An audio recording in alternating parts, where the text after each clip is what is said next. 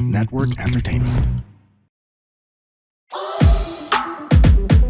Hi girls and boys! Kami ang Lady Bosses! Mga sisterales! CR tayo. Let's go! Masikip ang CR ngayon dahil marami kami mga babaeng guest din. So let me introduce you to Miss Cici Hueco from Divorce for the Philippines Now! Julian Malong from Grant Her Divorce PH. And then Kristen Azarcon from Gen Z for DIPI or DP? DP. What does DP stand for? Divorce for the Philippines. Yeah. So Okay. parang Generation Z. For So meron tayong representative from each generation. Yes. So meron tayong Gen X, Y, and Z. Yes. Yes. So why did you, who started the divorce lobbying? Sige, ako yung founder ng Divorce for the Philippines Now. Dahil sa gusto ko na ma-divorce ako ng asawa ko. Pero nalaman ko na wala palang divorce dito. So pinag-aralan ko, ano may mga grounds. So, doon, pasok ako doon. Pero kung ano yung meron dito sa Philippines, sa family code natin, annulment, declaration of nullity, and legal separation, ang pasok lang sa akin ay yung legal separation. Pero sa legal separation, kasi ang mga grounds doon yung abused, abandoned, adultery, meron din prescriptive period, which means na pag 5 years ka nang hiwalay, kadalasan i-deny na yan. Ibig sabihin nun, you slept on your rights. The same time sa annulment, ganun din, may 5-year prescriptive period. Bakit niyo po naisipang hiwalayan yung asawa niyo? Bakit? Kasi I'm a domestic violence survivor. Yan. na Walang iya! kanina kasi nagkakwentuhan. Basically, nagsisi po kayo, Miss Cici. Nagkwentuhan kami kanina ni Miss Cici. Grabe yung pinagdaanan niya. Even her mom came from, is also a survivor, basically. From Germany. Germany. So, sila yung mga unang pinapunta ni President Manuel Quezon. Nabigyan ni late President Quezon ng visas. 1,200 families yun eh. So, isa doon yung family ng grandparents ko. Nakarating dito sa Philippines. Bata pa yung mom nyo back then. Oo. Okay. Tapos nakilala na yung dad nyo dito na sa Philippines. Sa UP rin. And that's so interesting. So, about your ex po, ano pong mga nangyari back then? Kung okay lang po sa inyong iungkit natin yung nangyari. Na-meet ko yung ex ko sa school. Nag-aaral siya ng architecture master's degree. And then ako naman sa ang tawag doon, bachelor's. Yun. Tapos nun, ang gwapo niya eh. Ayan kasi. Patibong talaga yan yung mga gwapo. Patibong yan. Siya yung crush ng bayan. Kasi parang Aladdin yung yung features. Yan. So, eventually naging Aladdin pala siya. Ala din pala. Aladdin. Oo. Oo. Yan. Tapos nagulat ako, niligawan niya ako. Siya yung first boyfriend ko. Yan. Tapos naging kayo for 6 months kinakwento. Yeah, 6 months and then nagtanan kami. Tapos noon, pagtanan, ang hirap pala, yung tawag doon, yung makipagtanan, tapos hindi mo alam kung saan ka titira. Tapos first time ako natulog sa sahig, sabi ko, ba't ganito? Hindi tapos noon, ano ba nangyari? After that, bumalik ako sa nanay ko na humingi ako ng sorry para patirahin kami sa bahay ulit. Hindi po mami ko, pinalayas ako. So, dinala ako sa Lebanon. Tapos doon sa Lebanon, akala ko parang honeymoon stage namin. Doon ako nanganak sa 2 older boys ko. Tapos, doon ko na naranasan lahat ng violence from my ex, tapos sa in-laws ko, sa mga kapatid. Because they treat women as lower than the Inferior, oo. the camel, no? Oh my gosh. Isa pa, Ah, talaga? Akala ko men. Men yung sasabihin. Camel pa. tapos noon, Filipina pa ako. So they look down on Filipinas na they are domestic helpers. So ginawa akong domestic helper.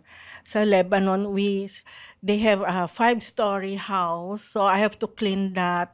Pag hindi malinis, syempre hindi naman ako lumaki para maglinis ng mga ganyan. So, sisipain ako, duduraan, tapos kamuntik na ako mahulog sa hagdanan.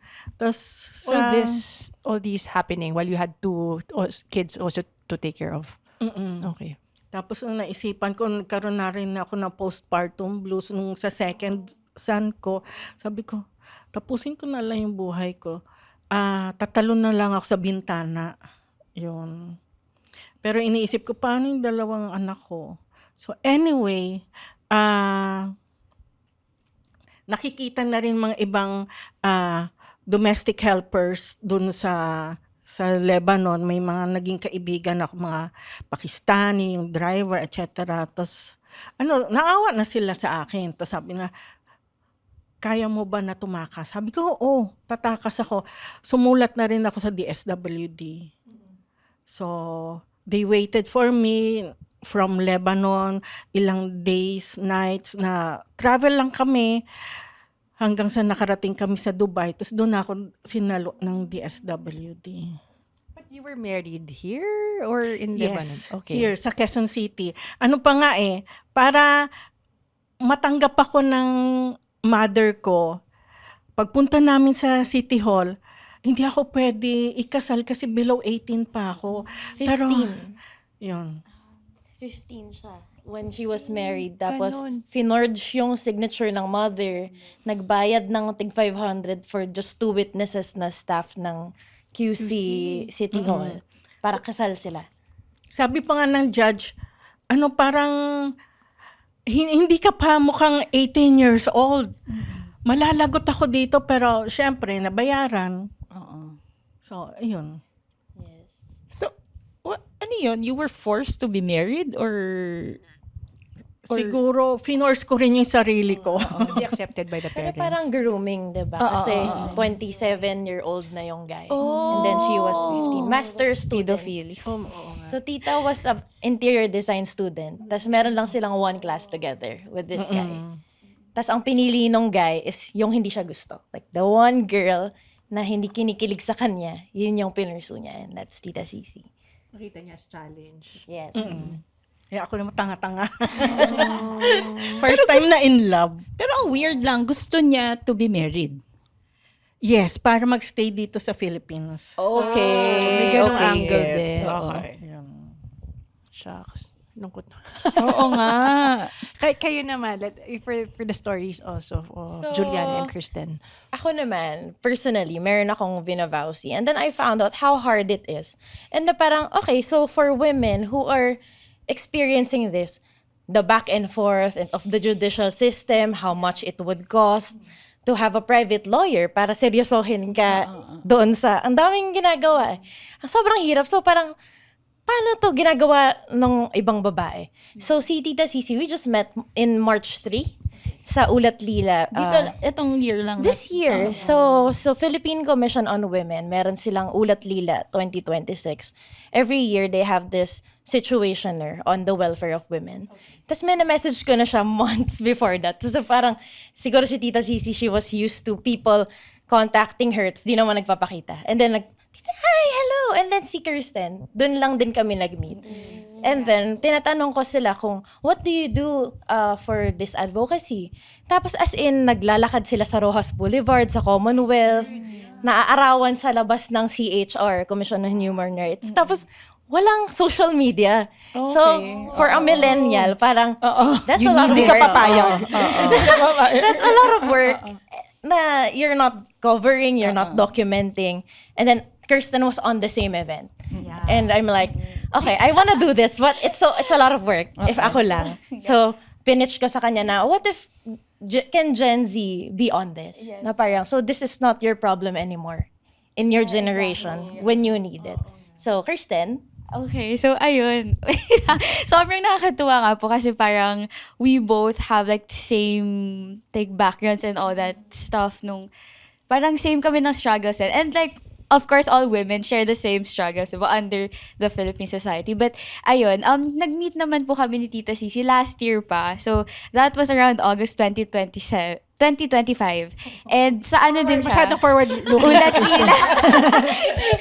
Yun, Ulat Nila din po yun. Hosted by Center for Women's Resources. So, I was invited there by social senior po sa school namin. Tapos, parang I'm just very interested in women's advocacies. Tapos, during that time, I was late. Tapos, dun ako umupo sa likod. And then, surprisingly, nakatabi ko si Tita Sisi. Tapos, parang she's asking me, parang ginagano-gano niya ako sa kilid. Sabi niya, single ba yung mother mo? Parang ginagano-gano.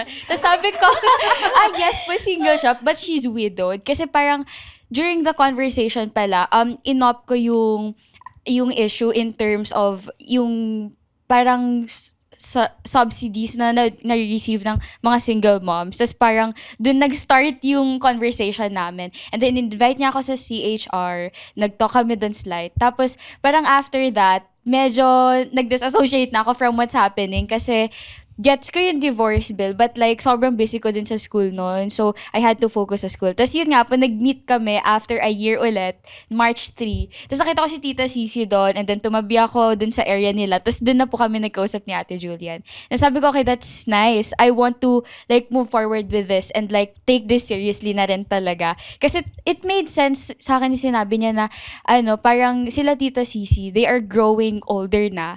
Tapos parang wala man lang from the youth stepping up. So parang sabi ko, it's that serious. Na parang I wish I saw that earlier. Kasi parang okay, divorce bill and stuff. So parang medyo dina-downplay yung issue. When in fact, it should be taken seriously. So parang dun ako nakita, okay, sige, gawin na po natin to. Let's take this.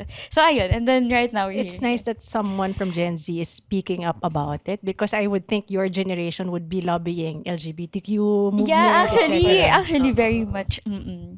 So, intersectional siya. Hindi lang dapat kasi nandun lang yung issue. Dapat talaga, especially these kinds of issues, overlooked siya sa generation namin. Kasi nga, hindi pa naman kami kinakasal. So, ayun.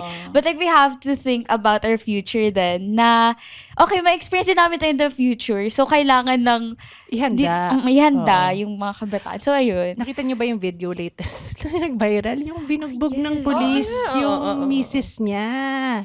What can you say about it? Kasi ang merong naging mga comment is, nauna naman yung babae na manakit ng asawa niya. Parang nakita na pinapalo, sinasampal yung lalaki ng babae.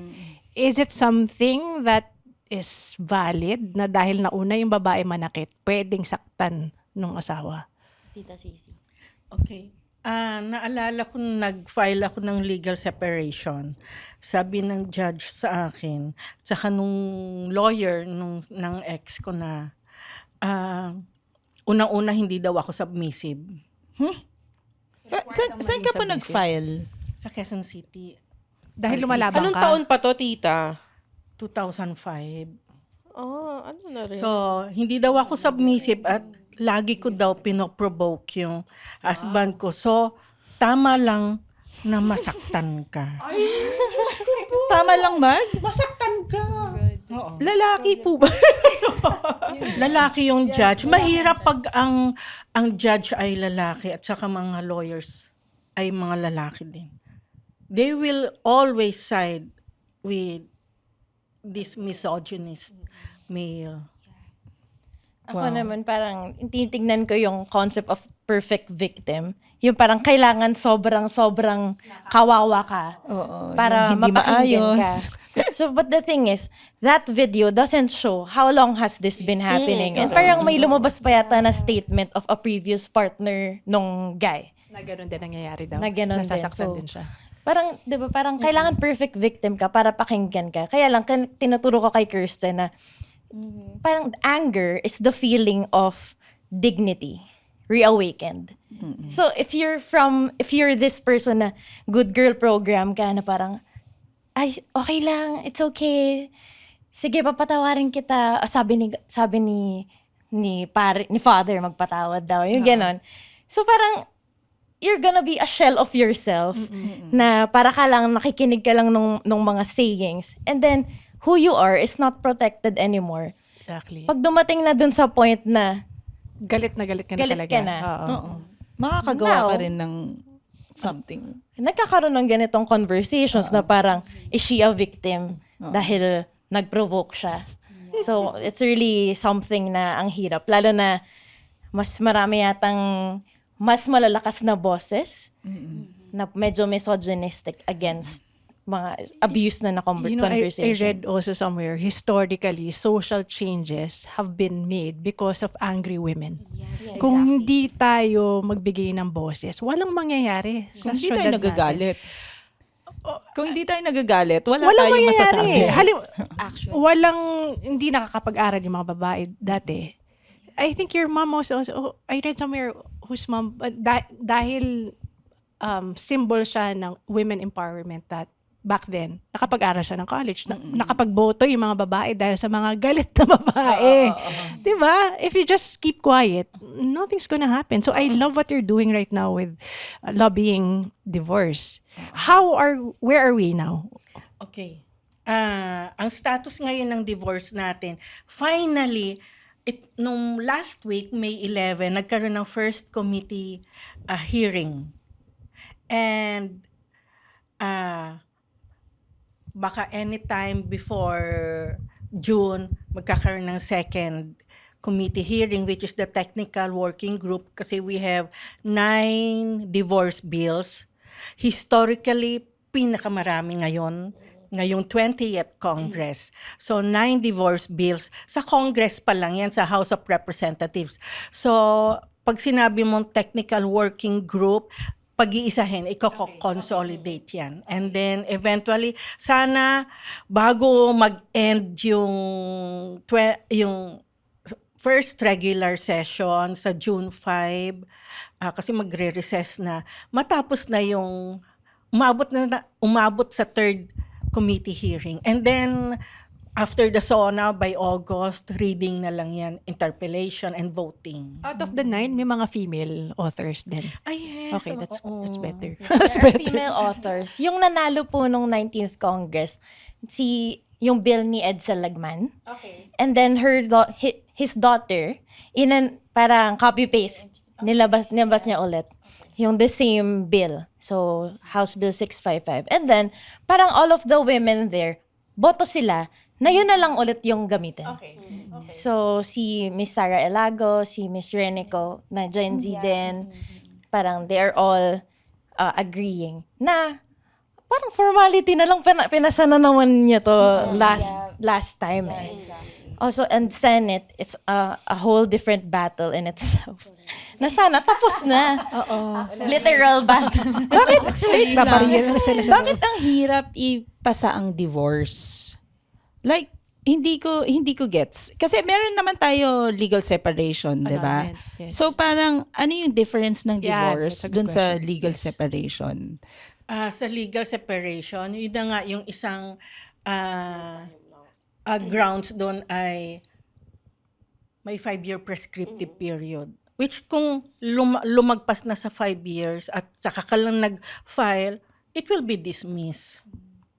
So, yung mga kababaihan, lalo ng mga Filipinas, matiisin tayo mga martyr. So, ako nga after 13 years, nag-isip ako, hiwalayan ko na. Pero alam ko, hindi na ako pasado dun sa legal separation. Kahit na nag-file ako, alam ko, para lang maano ko na, nag-file ako at kahit na madidismiss, at least pinaglaban ko. Pero ang hirap pala kasi ikikwento mo lahat eh. Tapos habang kinikwento mo, Flashback iiyak ka. Oo. Yung trauma mo, Another babalik. layer of trauma siya. Yes. Oo.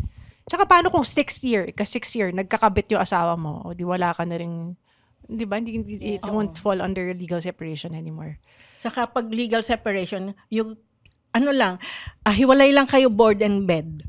So, hindi ka pwede mag-asawa. Ayun. Pero nung time na yun, wala na rin akong balak mag-asawa. Pero ang annulment, pwede kang mag-remarry, Tita yes, Sisi, pero diba? may 5-year prescriptive period pa rin. So ibig sabihin, kung tama po yung pagkakaintindi ko, so the moment na kinasal ka, pag nag 5th year anniversary na kayo, hindi ka na pwedeng mag-file. Hindi, pag naghiwalay ka, and then pinaabot mo pa ng after 5 years pa. Okay. From the time that you were legally nag-away separated. kami ngayon. After 5 gets. years, kung doon ko lang naisipan, Oo. hindi pwede. Oo, denied na yun. Pero Kasi how will you they slept know? on your Oo. rights. Pero how will they know How dun sa accurate? start? Oo. Kung kailan nag-start? Kung you're not living with each Kaya other mahirap anymore. i-prove kung ganyan. Kasi maraming papeles Oo. na to prove na ganitong year, nakipaghiwalay ka. Yun. Pero pag kunwari, legal yung divorce, ano yung process nun? One of the grounds, pag 2 years ka nang legally separated, igagranta agad yan. Or So, abandon. mabilis talaga siya. Pag 5 years ka nang hiwalay, de facto na walang mga papeles, pwede ka na rin mag-file ng divorce. Yes. Or kapag ka null na yung marriage nyo sa church, parang administrative na lang, parang ipapa-consider na lang. Okay. So right now kasi meron namang Catholic, hindi siya divorce, kundi declaration of nullity. So pag nag-grant ng church yun, kung may divorce na, ano na din. So pwede nang itry ng church kung valid ba na hindi kasal tong mga taong to. So sinasabi kasi din minsan ng church na parang, bakit kapag kinasal sa church, kasal na din sa civil? So how come yung mga church nullification hindi kinoconsider Oo nga. sa civil? Dapat two-way pa rin. Oo. Kasi ngayon, kung annulled ka sa church, hindi ka pwede mag-asawa. Oo. Bawal yun Oo, sa simbahan din.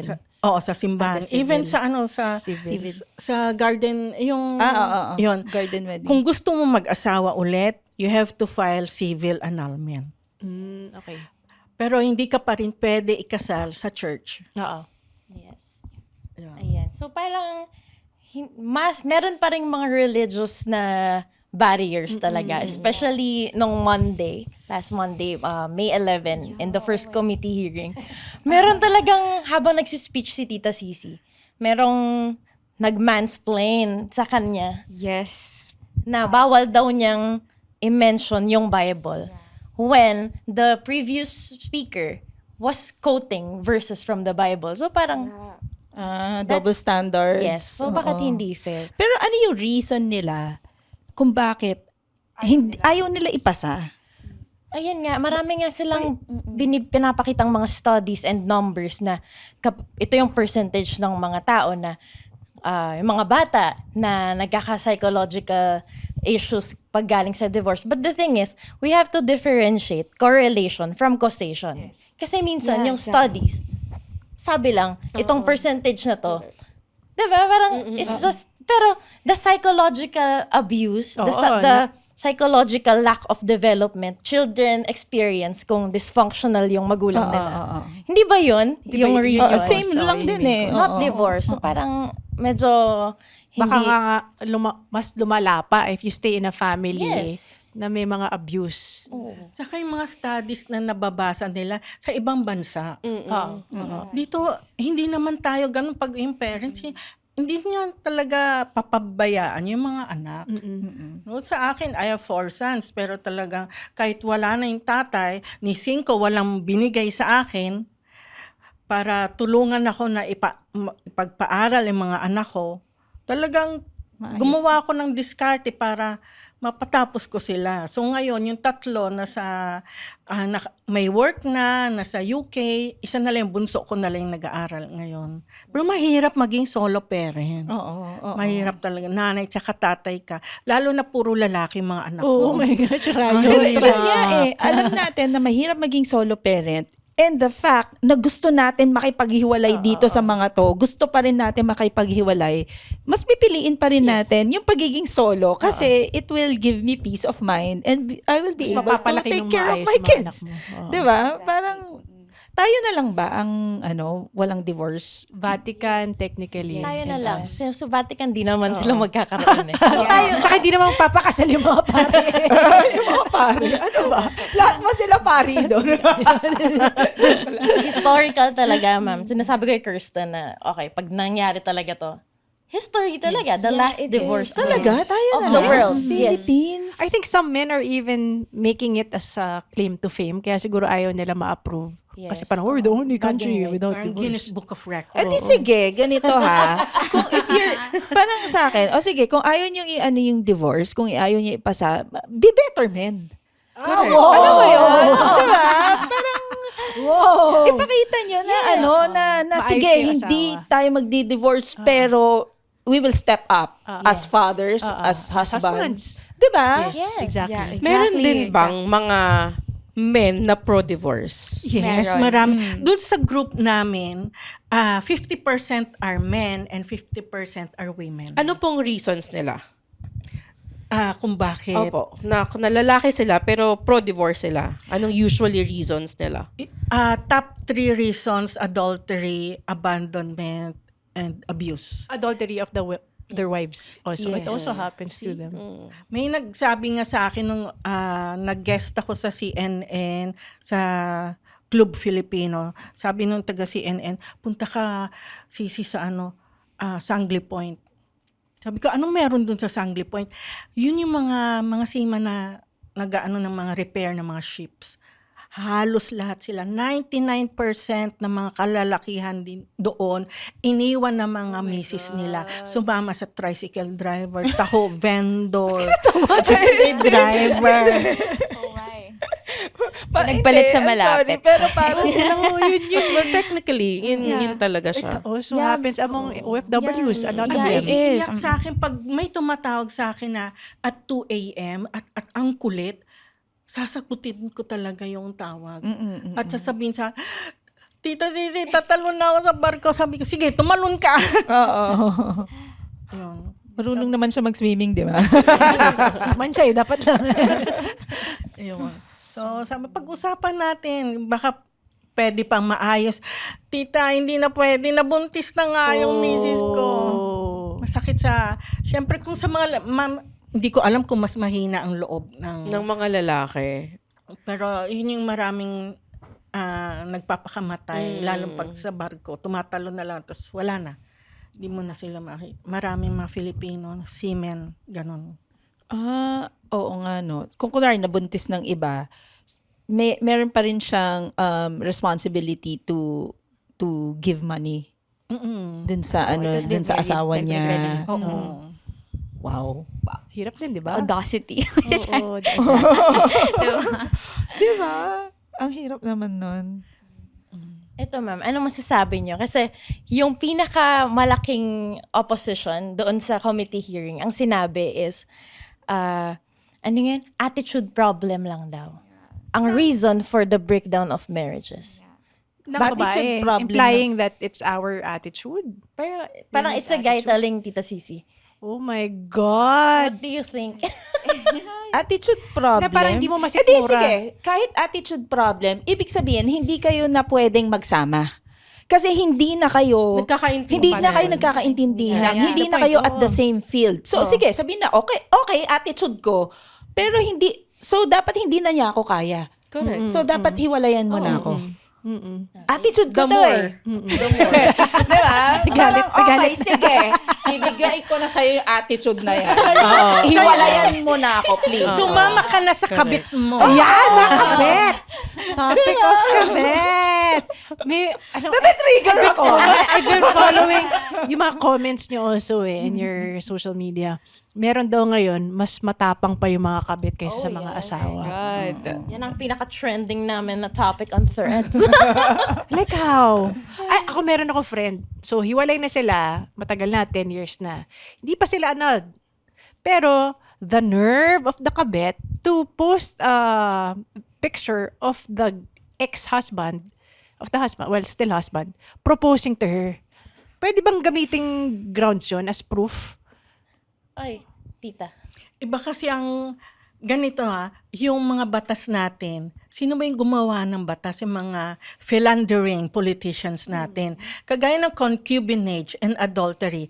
Sa adultery, sa mga babaeng nangaliwa, ang kulong sa kanila ay 6 years. At pag nakita mo lang, nahuli ng asawa na Nagtatalik. Hindi lang yun. Nag-date lang Ganun. sa McDo. Hindi, sorry ha. Maglo talaga. Anong branch dito? Kwento pala, kwento.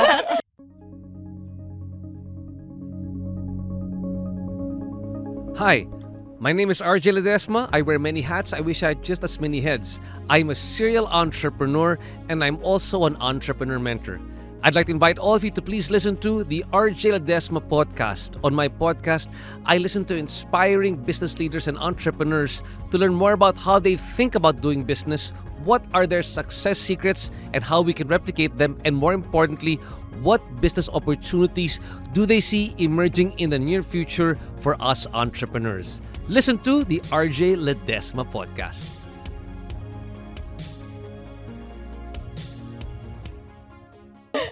Pwede mo nakasuhan. Nakita lang. Anong proof picture? Ganyan. Oo, picture lang. O lumabas lang sa motel. Dumaan lang. Pwede mo nakasuhan ng adultery. Sa lalaki, concubinage ang tawag doon. 4 years lang kulong. Tapos Dapat kailangan... binahay mo na. Yes, kailangan ma-prove mo na they're on the same address. Oo. Pero ang ano doon, kung nakatira sa bahay mo, ako yung lalaki, no? Tapos kinasuhan ako. Sasabihin ko, nagpapa-board and lodging ako, kaya tumira yung babae sa akin. O kasambahay mo. Papatulong ka sa mga gawaing bahay. Kaya nakatira sa inyo. Naka-lipstick, no? Sa bahay ko, naka-lipstick makeup. May naging anak. Paano kung magiging, hindi mo naman pwede ako, ang tawag doon, ipa-DNA. Kasi sa lalaki, hindi mo pwedeng ipa-DNA kung ayaw niya. So, wala kang proof na anak mo yun. Ito. Kahit pareho silang may balat sa sa mukha. Kahit Yung, ko. Kahit na 100 na yung mga anak mo sa iba-ibang babae, hindi yung proof. So, yan pa rin yung batas natin ngayon? Hindi pa na-update? So, abuse, infidelity, and abandonment, walang pananagot yun. So, sa grant her divorce, I'm trying to get heard by women in the global scene. Tapos lahat sila parang shocked yung responses nila na parang, di ba? Parang, sinong papayag doon? Abuse, abandonment, infidelity. Wala tayong magagawa. Tapos, okay. For example, nakipag-sex. Dapat, ang nakalagay doon, in public, in scandalous manner. Yes. Kung hinahuli mo yung asawa mo sa motel, private Oo, yun. hindi public yun. So, dapat sa kalye, sa kalye. Basketball court daw dapat. teka, ano sila taong grasa para mag-ano dun sa... diba? Pero wait lang, saang bansa ang pwede mong okay lang na patayin? Hindi naman okay lang. Like, I mean... Kasi diba patayin. yung double job, hindi, iba pala yung naano ko. Yung kapag nahuli mo daw, doing the act, tapos dahil sa sobrang galit mo, kung napatay mo, hindi Di ba ka dito meron din ganyan? Yung Pwede yan. dito ba yun? Syndrome. Oo, dito. Kala nyo, pinlano ko yan. Paano? Na ang anuhin ko battered wife syndrome, na hindi ako maikukulong. Kasi doon sa Bible study group namin, sabi nung isang kasamahan ko na doctor siya, ganito ang gawin mo, Sisi. Bumili ka ng syringe. Walang laman. Pag lasing na siya, gumagapang na sa kwarto mo, inject mo dito sa veins. So, malalaman na akong pumatay. Hindi, hangin lang ang laman. Tapos noon, sabi ko, anong gagawin ko? Bahala ka na kung anong gagawin mo. Ano magagawa ng hangin na yun? Mamamatay siya. Yes, kaya po yung sa doctors, pinipitik muna nila yung injection. Para mawala yung hangin. Wala yung hangin. Oo, Parang diba? blood poisoning yun na magkaroon Pero lang makikita ng... yun sa autopsy, may So, ang ginawa ko, tinawag ko yung mga anak ko. Ganito yung gagawin natin. Sige. True crime! Turukan natin ang hangin yung tatay mo. Ano po? Tapos sabi ko, tulungan niya ako. Pag namatay na, lalagay natin sa trunk. Tapos, ida-drive ko na yan. Ginagawa pa yung MOA SM MOA. drive ko yan, tatapon ko na doon. Tita, yung mga anak nyo, did they also experience abuse from the father? Oo. Okay, that's why. Okay. First Kaya time namin pumayag. marinig yan. Pero syempre, hindi naman tototohanin. Ginawa. Di naman niya ginawa. Tapos nun, pero nung gagawin ko na yung, i-inject ko na. Yung third son ko, baby pa. Hindi natuloy. Sabi ko. Baby pa, walang makontribute dun sa time. So, hindi pa natin kaya, guys. Antayin ko na lumaki. Ayun. So, because of our partnership with Tita Sisi, meron kami ng mga nadjo-join na ng mga fun events. So, si Kirsten, last time nandun siya sa Worst Ex. Oh, yeah, I World's heard Worst about Ex. that. And si Kirsten ang pinasama Oo, namin. nanonood ako sa Netflix ng Worst Ex. Actually, with all of the stories nga po na narinig ko, kasi ano po, ako personally, wala naman din talaga ako naging ex na legitimate, but I had MUs, and like, hindi naman din siya ganun ka worst of the worst experience, kasi surface level lang din. Pero, with all that's being said, parang nakakapagtaka or parang sobrang problematic in a sense na bakit kailangan mag-resort yung mga kababaihan or queer people or even men siguro, like not to be sexist, pero even men, kasi they also experience abuse, diba? So we won't downplay that. But bakit kailangan pa nila mag-resort to worst acts? Like for example, yun ngayon sa battered woman syndrome or magkakapuntahan pa sa barangay and then over a petty issue, yung mga ganong bagay. Or meron pa nga po kaming nakita na parang nagre-resort na sila sa pangkukulam. So parang alam nyo yun na because there's a lack in the system that we have, people or Filipinos basically opt for inhumane, unjust ways para lang mag-end yung suffering nila. And we can't blame them for doing that very act. Kasi nga, it's the system that provokes them to do that. So, I want like to up this nga kanina rin dun sa question na bakit ang tagal-tagal na bago mapasa ang divorce? Parang gusto kong tanungin na yung mga politicians ba natin sitting in place, are they actually doing their job, serving the people, or are they mere state actors na serving only their interest? Kasi, like the last, parang kunyari pag nagkakaroon ng mga conversations about this divorce law, divorce bill, ganyan, there are certain senators na nagsasabi na, I have a very happy family life Oo naman. nga. Sana So, nga maranasan nila yung Yeah. yung mga paghihirap na yan sa mga asawa nila Yeah. para I'm sorry. paano I'm kasi sorry. tycoon yung asawa? Kaya hindi nila ma-experience. So parang, They live in a certain bubble lang eh. They don't really look out Yeah, and actually. see what's happening to the people. And like, it's so problematic that they think that the world revolves around them only. So the fact na nakakalimutan na natin yung mga tao na oppressed, marginalized, of those inside the urban poor communities. na bumoto sa experiences. kanila, ha? Actually, yeah, which actually made them nandun sa position na yun, diba? So yeah, ayun siya. Kaya parang it's so, like the call for divorce bill is actually so urgent na dapat di na talaga siya mapatagal for another decade na naman.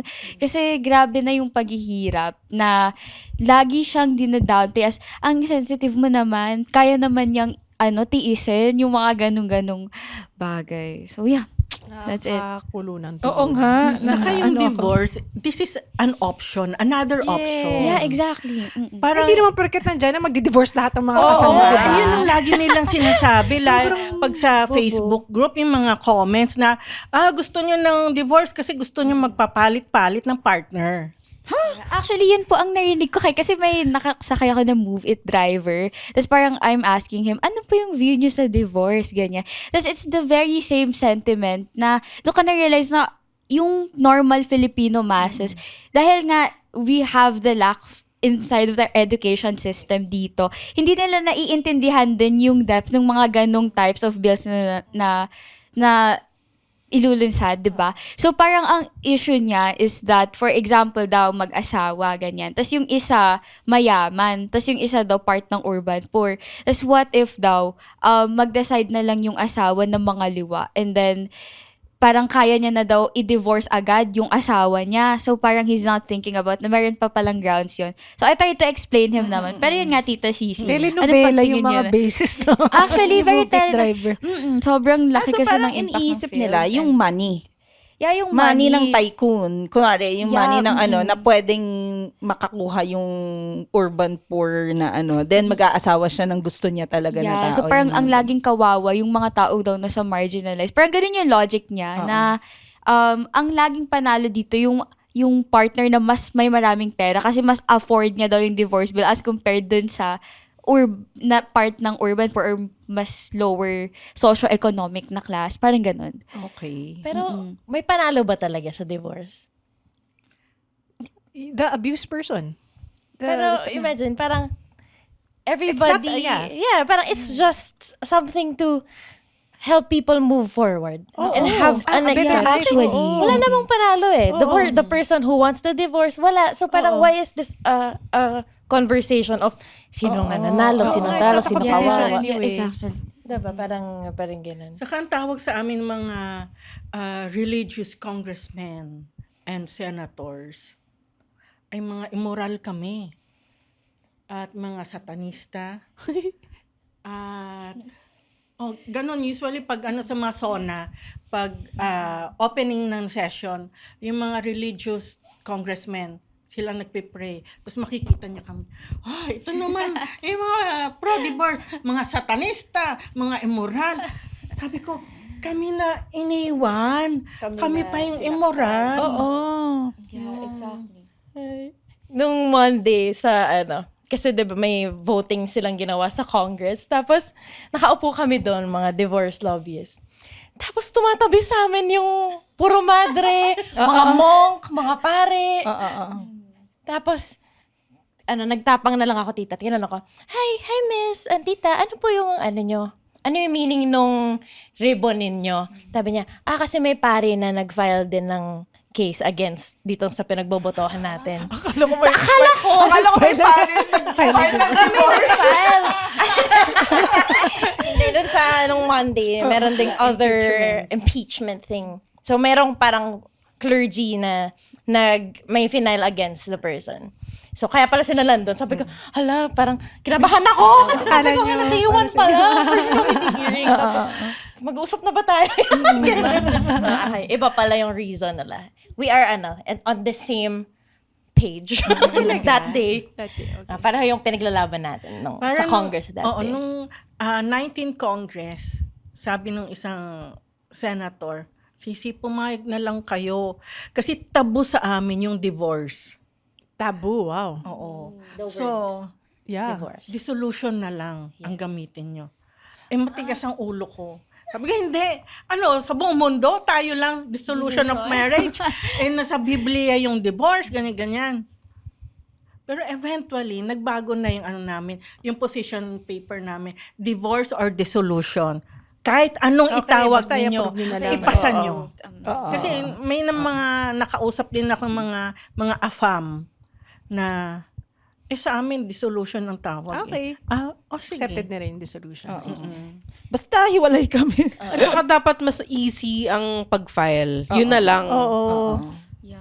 Huwag nang pahirapan. Kasi naghihirap na yung mga asawa, yung mga babae sa relationship. Or kung sino man yung nahihirapan sa relationship. Don't prolong the agony. Ibigay nyo na lang. Diba? Ang hirap kasi nung nahihirapan ka na nga, pahihirapan ka pa. Tsaka ang weird naman nung ako sobrang weird yung papalit-palit ng partner. Tsaka sino may gusto nun? Oo, Di ba kaya nga nagpakasal eh? Or tingnan mo, di ba may mga artistang nag-file ng annulment, pang ilang annulment na niya yun. Oo. Diba? Sino yan, tita? Sino? Pinangalanan. So, anong kaibahan ng annulment sa divorce, sa declaration of nullity? Pare-parehas din naghiwalay. Hiwalay. Oo nga, no? Oo. So, yung legalities lang ang different, no? Iba yung grounds ng annulment. They follow yung canon law. Oo. Tsaka mahal ngayon magpa-annul. Kailangan mo pag-ipunan talaga. Tsaka matagal. Yung babayaran. Sa lawyer pala. Sa lawyer pa lang yun. Ano ba You have to yan? pay parang around 70,000 sa psychologist. To prove that you're Kasi court psychologist siya, siya yung i-grill ng judge na baliw nga kayo. yun ang kailangan. Main grounds for annulment is Ngayon, psychological incapacity. weird, no? But you're allowed to remarry even if you're Yes. proven that you're So the lawyers you have explain it. psychological Weird na- incapacity. Yes. So ang explanation nga ng mga lawyer is it doesn't mean baliw ka. It means Baliw ka sa marriage lang. relationship na yun Oo, and nung hindi time na kayo yun. nagmamatch. Parang your neuroses don't work with each other. Ganun Which din nga kinda sa makes sense, divorce oo. eh. 'Di ba? Parang hindi nga tayo match Oo eh. nga So eh. parang Yes. enough. Oo. Reconcilable differences. So nakawala na siya na as judicial fictions na ginagamit para lang magkaroon ng Saka diba, annulment. yan at yan lang naman ang rason.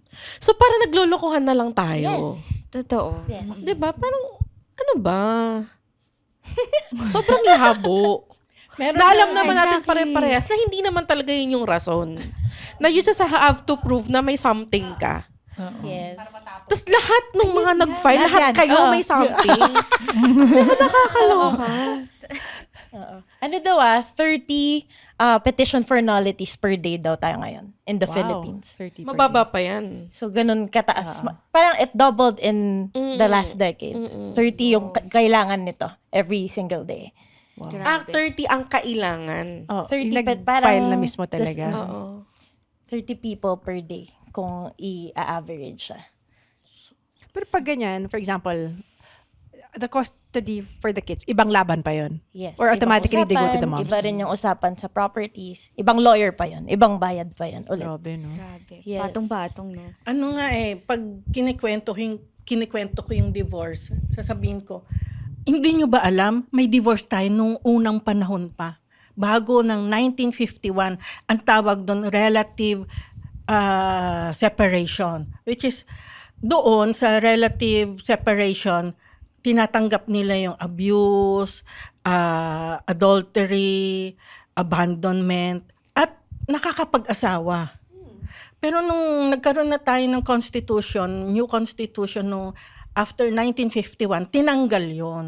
So, binabalik lang, kumbaga, yung tagline nga namin noon, ibalik ang divorce sa Pilipinas. Kasi Question, may tita. divorce na tayo noon eh. Inalis ba yung divorce na yun kasi nakukulong yung mga lalaki?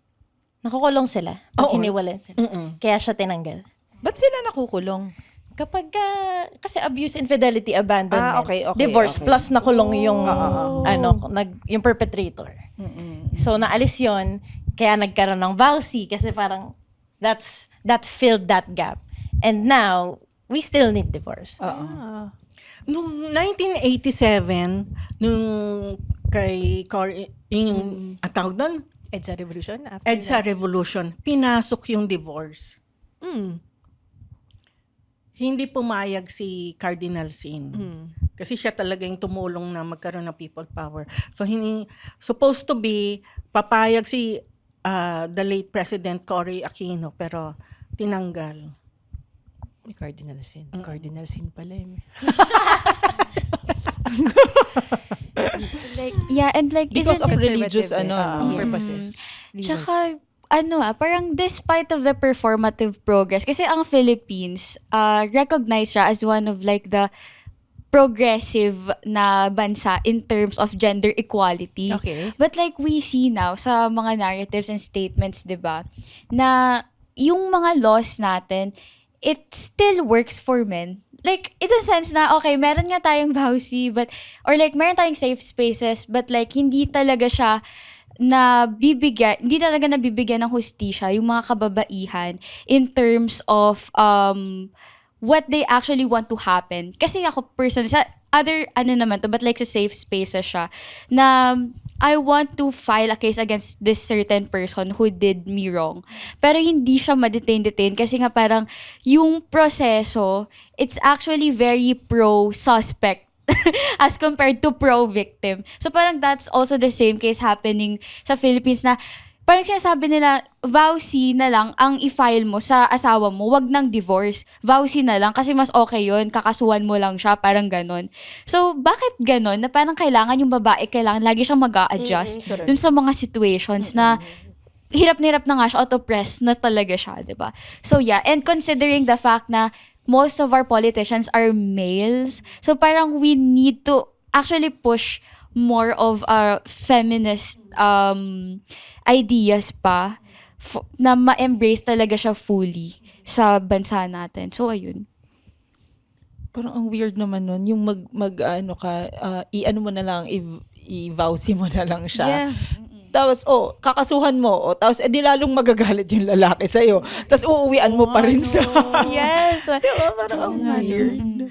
Kahit na, in reality, sa church, ang tinutulungan nila yung mga abuser kasi baka magbago. Yes, lagi Pero yung Patawarin mga mo na lang. na-abuse, bago rin yan. yung, Paano kung magbago din yung na-abuse, diba? Nagkapalit sila ng sitwasyon. Hindi, parang... Yung abuse, magiging abuser na siya. Sa galit niya. Sa galit niya, diba? Meron pa kaming comments na nakakuha na. Pag nagka-divorce, mapapakawalan yung masamang tao. Tas out there. Magpapakasal siya ulit. Tapos At i-abuse na naman may niya. ibang tao siyang mabibiktima. So parang, So, ako na lang. Ganun, di ba? So, ako na lang. Sa akin na lang to. Sa akin na lang. Parang may catch move na. Hindi, maminsala ka ng iba. De, joke lang. mga ganun po yung mga nakakuha naming, talaga, Ew, comments. ang pangit naman. Parang nasa iyo na yan, girl. Sa'yo na lang. Gets you disgust. Gets you disgust. Basurang tinapon mo, babalik sa'yo. di ba sabi Parang nga, tama nga, Tita Sisi, no? Yung law before, yung pag nag-divorce, yung oppressor ikulong.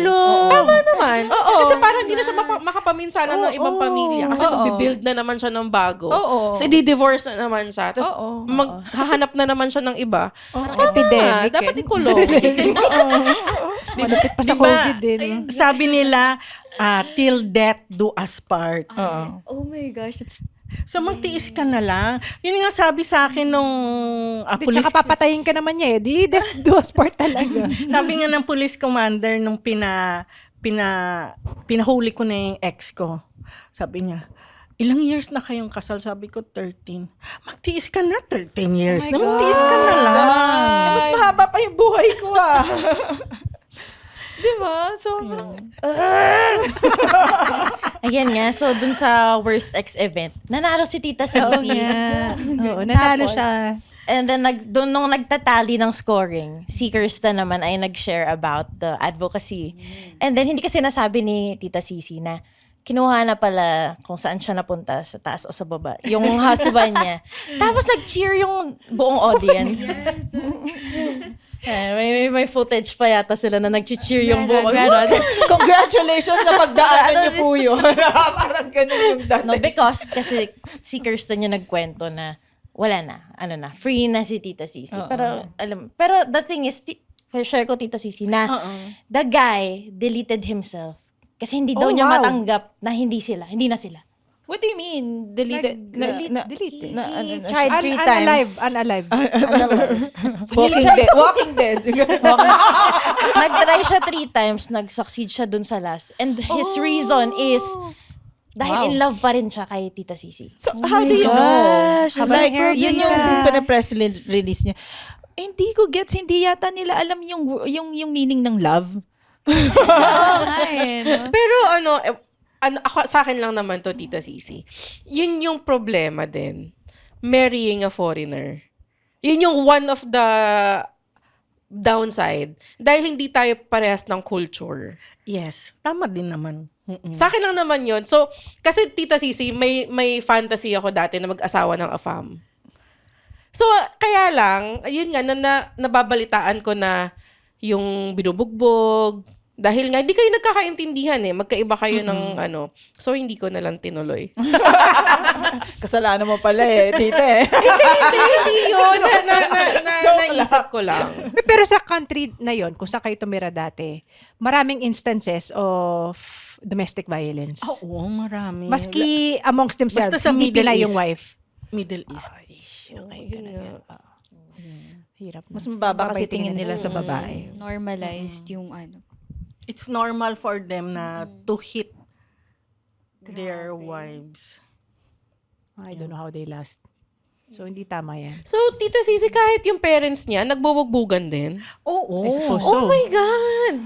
Sobrang worse naman. Ganon sila. Normal lang yung sa mga babae doon na ginaganyan. So kahit hindi pala Pinay, Oo. kahit sariling lahi nila. Pero mas matindi lang yung Pinagdaanan sakit nyo. pag foreigner. Kasi hindi lang ikaw yung kalaban ng asawa mo, pati mga in-laws mo, mga sister-in-law, brother, sasaktan ka rin. Tapos pag Iba na pumalag ka, yun. pangit attitude mo. You have to be submissive. Hindi daw ako submissive. Ayun na nga, sinabit mo na nga mga paper para maiwala. Thank you for guesting here. Nako, sana ma-approve na talaga yung divorce. Oo nga. Soon! So, Now! ano po ang message nyo sa mga Yung mga may gustong may gusto, mag-asawa. mag-asawa? Ikasal. Kasal at maghiwalay. Halimbawa sa asawa rin nila. Sige. Pag-aralan nyo muna bago kayo umibig. Kailan ready ka na, financially ready. At dun sa lalaki, pag-aralan mo muna, baka mamaya iba lang yung gusto niya. Benefits lang without the actual commitment. Gusto lang niya wedding, pero ayaw niya ng commitment. Gusto lang niya magkaroon ng anak, pero ayaw niya ng responsibility. So pag-aralan niyo muna. Huwag kayong magmadali, lalo na yung mga Gen Z. Huwag magmadali. Pero kung sa akin, ayoko rin yung mga live-in kasi yun din ang sabi. Kasi we're all Christians. Mga leaders kami sa community sa church namin. Before. Before. Parang nadiin doon Another topic. Yun. Akala nyo ba na mas judgmental yung mga born again? Yun, kaysa sa Catholic. Ano ba nga? They are? Yes. Mas sila, feeling nila, sila lang yung pupunta sa langit. Morally Dahil, superior. oo. And so, May ibang advice, religion na mas malala pa dyan. Anyway. I don't wanna unalive myself. ayan, siguro for me is, sa ladies na nililigawan pa lang, magpaligaw ka talaga. Huwag mong, hayaan mo siya na ipakita sa'yo na pinapursue ka niya. And ano yung, pakita mo sa kanya yung, na yung level na masasabihan mo siya na, you make me feel valuable. Yung ganong level. Wag mong sabihin na ito yung value ko, so ganito mo lang ako ligawan. Libre kita today, libre mo ako bukas. Yung parang palitan. Baby mo ako. Magpa-babe. Totoo talaga yan because you will see it in your actions. And I wanna invite millennials. Tulungan natin sila kasi totoo na the people advocating for divorce, sila, yung group nila Tita Sisi, seasoned na. And that's what they wanna use. Seasoned na sila na. Kailangan na nila ng bagong energy injected into the advocacy. That's why, yan, si Kirsten for the Gen Z. Yeah, okay. Sa akin naman, siguro, if you're going to have a partner, parang dapat kilala niyo yung isa't isa soulfully. And what we mean by that is, don't settle for a relationship that only lets you speak about surface level topics. It should be like deep embedded sa sarili nyo isa't isa. Kasi parang through those kinds of conversations, and if you guys know how to honor each other in that aspect, parang you can view each other as one but not entirely erasing yung individuality. Of course, that's important. Pero importante na kapag may partner ka, kapag kasi view mo siya as you are, parang isa kayo sa isa't isa, hindi mo kayang saktan siya in a way that would resort to deep violence or abuse, ganon. Tapos, up ka lang dun, no? Kasi kanina, baka, not all Christian churches naman are, they're thinking na they're morally superior. Like, it depends. Case-to-case basis talaga siya. So, parang, on my end naman, as long as you live your life and as long as you maintain your connection with God, that's actually way more important than what society will dictate you. For your religion. Yeah, exactly. So, ayun. And for the youth, siguro call ko na lang rin na join us, in this call. Tulungan nyo kami na patuloy nating isulong itong divorce bill until it becomes a law. So let's talk about it sa different platforms, 'di ba? Kasi digital activism in a sense, or social parang movement, digital movement, works a lot, especially now that we are in this age of, information. So, importante siya na ma-up talaga most of the time. Kasi parte siya ng struggle natin bilang mga babae na namubuhay sa under institutions, coexisting with institutions, and society ng Pilipinas. So, yun lang naman po. Ayun. Ayun. Eto, ako naman, mula sa kaboses ninyong naniniwala sa kapag sinabi mong love mo yung isang tao, ipakita mo sa lahat ng bagay. Pakita mo. Jeannie Lakay. Mula sa kaboses niyong sumusuporta sa divorce, Mula sa kaboses niyong pro-divorce, at ipagpipray ko na wag naman sanang umabot sa divorce ang aming mga married life, no? Kaya ask ko, kami ang Lady Bosses! The opinions of podcast creators, hosts, and guests are not necessarily reflective of the official stance of the Pod Network Entertainment, its hosts, or other network programs. The content created by the people behind the podcast is personal and not meant to harm any religion, ethnicity, group, organization, company, or individual.